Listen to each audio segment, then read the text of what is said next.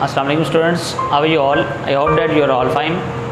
Welcome to my YouTube channel The Hope 786. Please subscribe the channel and click the bell icon so that you can watch my next video. जी students, आज lecture number 3 parts of speech के साथ मैं आपके साथ हाज़िर हूँ। आज पार्ट्स ऑफ स्पीच में हमारे पास जो आज का टॉपिक है वो जी वर्ब, जिसे हम फेल बोलते हैं।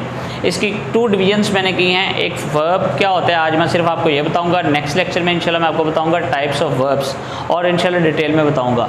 Let's begin with the definition as well. A verb is a word.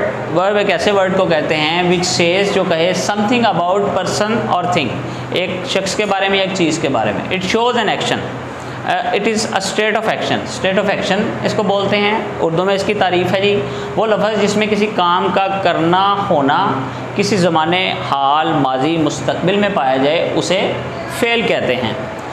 Second इसकी डेफिनेशन है जी, verb is the most important word in a sentence. Sentence में सबसे इंपॉर्टेंट वर्ड होता है, इसके बगैर सेंटेंस जो है वो नामुकम्मल होता है। Where sentence can not give complete sense, क्योंकि सेंस कंप्लीट नहीं बनती विदाउट अ वर्ब, वर्ब के बगैर। A verb is a word, verb एक ऐसा वर्ड है that is use to describe an action of about a person और a thing. इस तरह इसकी दूसरी एग्जाम्पल मैंने उर्दू में लिखी है। इसकी डेफिनेशन, किसी अमल, हालत, तजर्बे की वजाहत करने वाले लफ्ज़ को फ़ेल कहते हैं। किसी काम का करना होना, सहना पाया जाए, उसे फ़ेल कहते हैं। इसकी एग्जांपल देते हैं जी और देखते हैं अगर वर्ब ना इसके अंदर लगा हो तो क्या होगा।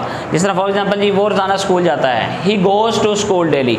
इसके अंदर गोज़ जो है वो वर्ब है। जिस तरह ये सब्जेक्ट है, सॉरी ये ई गोस। अगर हम कहें ही टू स्कूल डेली, कौन स्कूल जाता है कोई पता नहीं है, तो इसके बगैर सेंस ही मुकम्मल नहीं होती। जिस तरह वो क्रिकेट खेले, दे प्लेड क्रिकेट।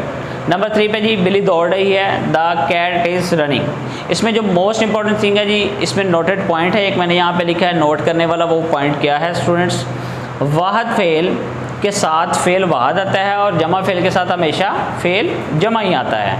फेल हमेशा फाइल के बाद आता है। जिस तरह देखें ये दे है, जो ये क्या है जी, फाइल है, इसके बाद ही हमेशा फेल आएगा।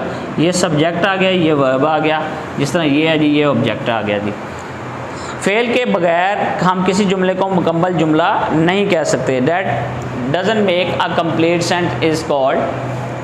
लें जी स्टूडेंट्स, फेल की जो है ये आज मैंने सिर्फ आपको इसकी डेफिनेशंस बताई और इसकी एग्जांपल दी हैं। नेक्स्ट लेक्चर जो मोस्ट इंपॉर्टेंट लेक्चर इसका दूसरा पोर्शन होगा, वो वहाँ पे हम करेंगे टाइप्स ऑफ वर्ब। जी students, thank you very much.